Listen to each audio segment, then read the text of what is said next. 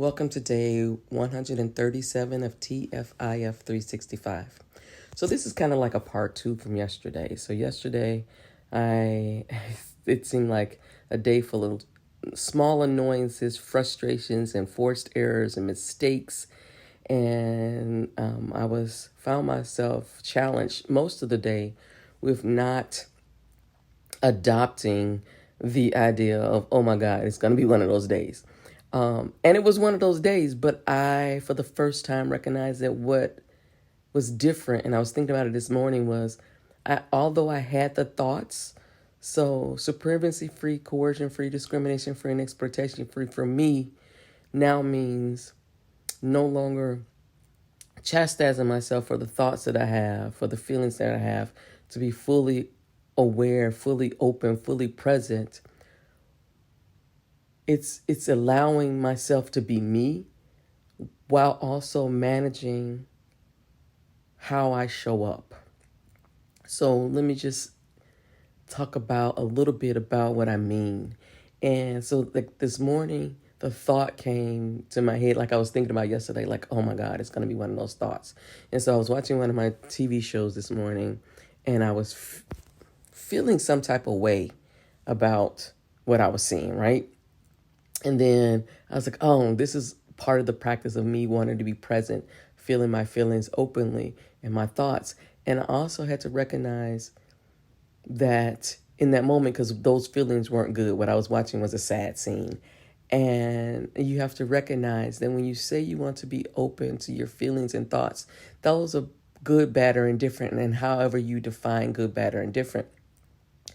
Because we don't live in a world that is just highs, right? There are definitely lows while you're actually going through highs. There are highs that are you're high and then it's low and then something happens. It's just like this constant fluctuation, and we aren't taught how to manage that, right? We're not taught how to manage that. So what I've recognized that in my practice that I'm starting to master, what I'm really happy about, is I can have a thought but manage the feelings and emotions that attach to it. Because once you attach feelings and emotions to it, shortly thereafter are usually actions. And if I haven't taken the time, as I say often, to put space between my trigger and my responses won't align with supremacy-free, coercion-free, discrimination-free, and exploitation-free. Our responses, because the main emotions that drive the majority of our behavior, people say it's love and hate, but it's not. It's love and fear. Fear drives all of the negative, and all of those feelings that that we try to run from, right? And fear can be seen as just an indicator. Fear can be a thing that tells us that we're in a dangerous situation. Fear can be that thing that lets us know that our gut is saying, you know what that person is saying doesn't align with what I've seen or what I've heard, or even the energy they're putting off. And you might not be able to explain it, but you know it. And if you're wise because you've practiced managing and understanding your fears, you can say, okay, I'm feeling this and I can walk away from it. But if we haven't done that internalized work, the data we get back is tainted. It's definitely biased. And we continue to behave and act and react in ways based on faulty, biased, fear-based data. And the same thing with love. A lot of things that we consider love are really not love. It's manipulation. It's a whole bunch of other things.